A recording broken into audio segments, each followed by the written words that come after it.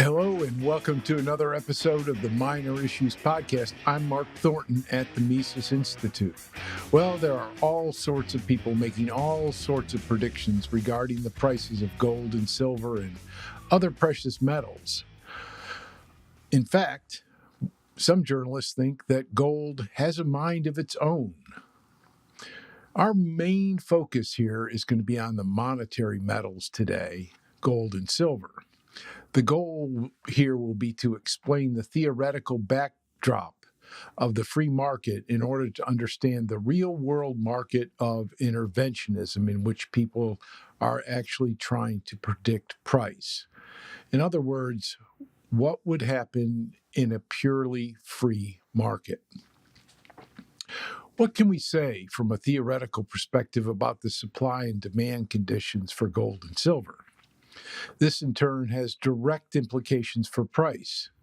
It also allows us to say things regarding the relative stability of precious metals, monetary metals, versus all other goods. This, in turn, will allow us to explore the implications of government intervention and help us understand the current interventionist marketplace and prices of monetary metals.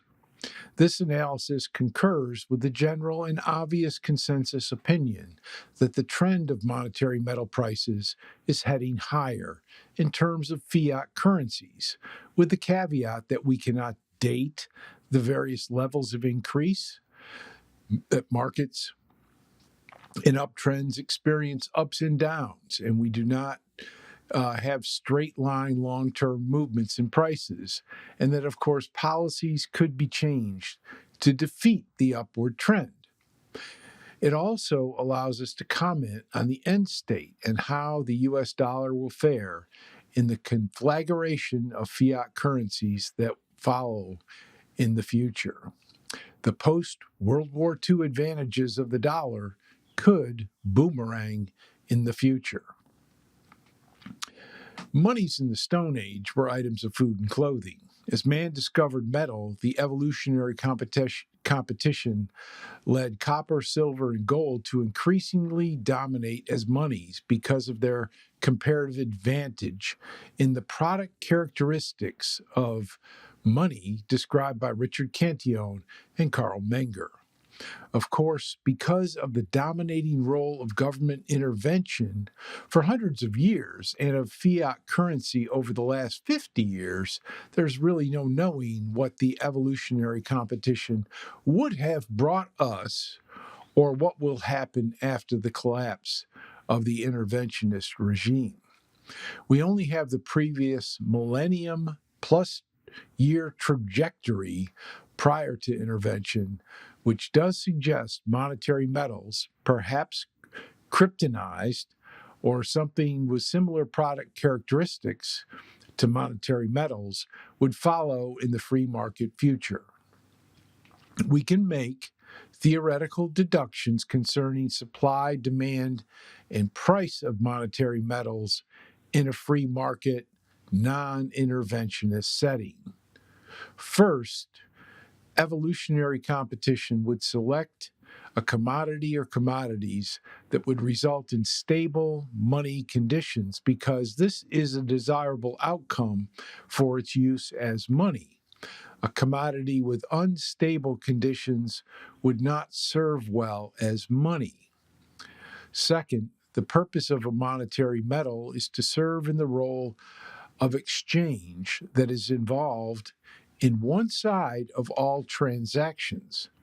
Hence, unlike most commodities, money's use does not end in consumption.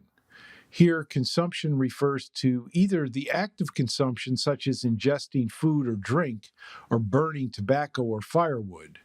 Consumption of a commodity can also refer to an act of production, such as turning wood into furniture or paper, or gypsum into concrete or drywall. This implies that the supply of money metal is ongoing, not requiring constant full replenishment. As a side note, the initial spread of capitalism required a much larger volume of metal to serve an expanding population engaging in significantly larger numbers of transactions, along with higher incomes and even higher populations. More generally, a certain money supply can service normal increases in the demand for money simply by becoming more valuable, having a greater purchasing power per unit.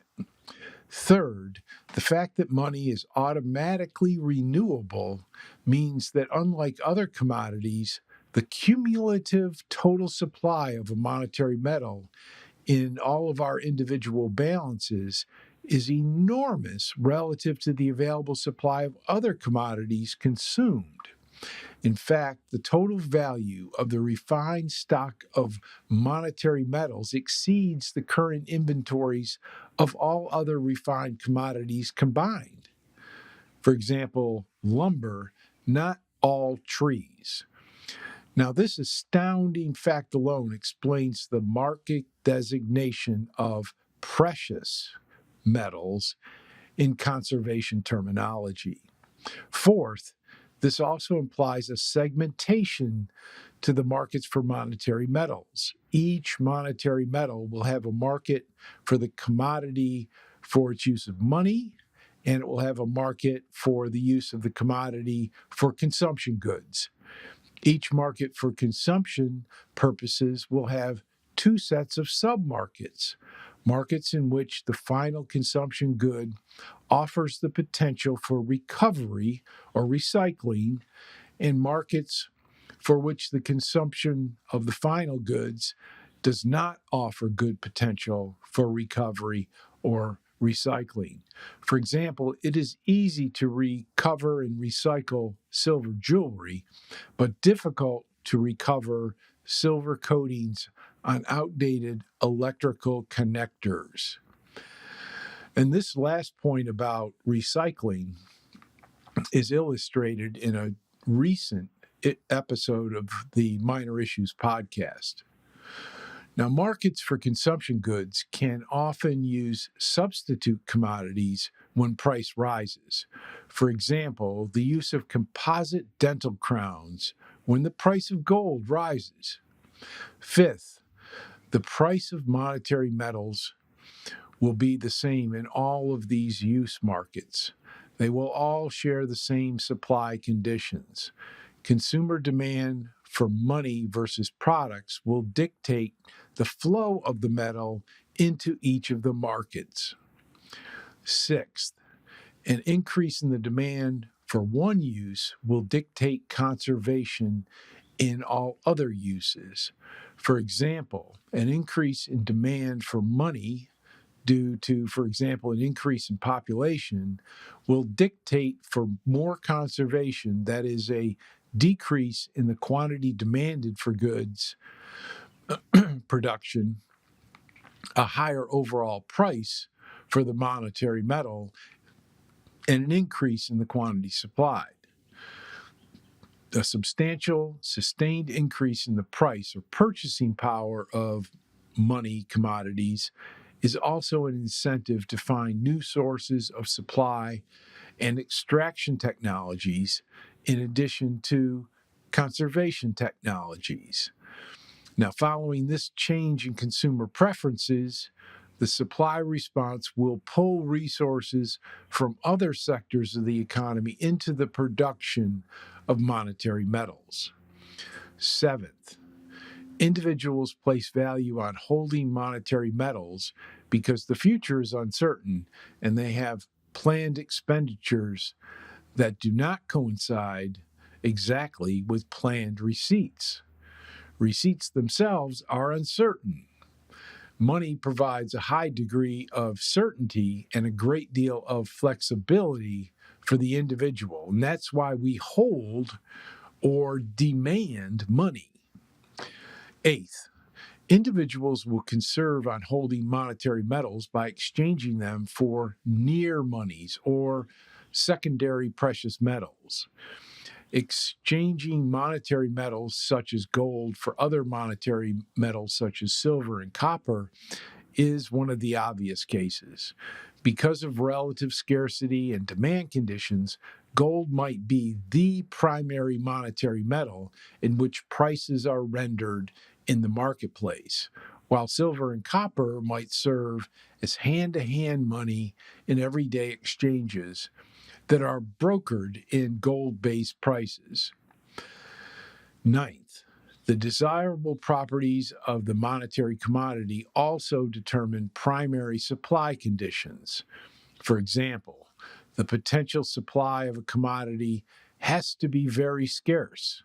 It has to be very difficult to supply so that the commodity is precious. So that, for example, the transportation costs are low relative to the value being transported. The supply also has to be constrained so that new quantities do not fluctuate wildly. This condition is supported by the difficulty of finding new sources and mining the monetary metals. It can take years to put a new mine into production. As a result, new sources of supply are generally dwarfed by existing refined inventories. Not surprisingly, new discoveries only tend to cluster in time, at points in time, after a long period of monetary metals experiencing sustained increases in purchasing power. 10th, recycling a monetary commodity from its uses in product markets has significant potential with monetary metals because the products tend to remain in individual inventories, such as tea sets, silverware, jewelry, dental, and electronics. This source of recycling has a high degree of price elasticity in that high prices will flush out individual inventories into recycling. So people keep their tea sets even though they don't use them. People keep their silver jewelry even though they don't use them, and they just keep them on hand. But if the price was to skyrocket, they might be willing to sell them for recycling purposes. 11th, if market conditions are stable enough, a par value might emerge between monetary metals, such as 1 ounce of gold equaling 10 ounces of silver. Supply and demand for the various monetary metals and their alternative consumption uses can then be anticipated to conform to the par value for some time. For example, if copper coins become scarcer due to periods of higher copper prices, then vendors may have to increase quantity per unit of their items sold because they're only sold in the lowest denomination copper coins, such as penny candy. 12th, individuals can also conserve on the use of monetary metals by exchanging out of monetary metals in favor of near-monies, such as deposits in accounts without easy and immediate access, such as savings accounts, certificates of deposit, foreign currencies, stocks, and bonds. Those who conserve are rewarded with a return on these alternative assets. In conclusion, it can be recognized that the properties that make a commodity asset likely to be chosen as a medium of exchange are based on physical properties of that commodity relative to all other commodities. It will have a stable value in the short run and stable market conditions over time. This, in turn, will also achieve for the monetary metal the theoretical moniker of the standard of value. So therefore, when we turn to, in a subsequent episode, government intervention in the economy and government intervention in money, we must realize that the instability of the price of money and the price of precious metals is due primarily, if not solely, to that existing new government intervention.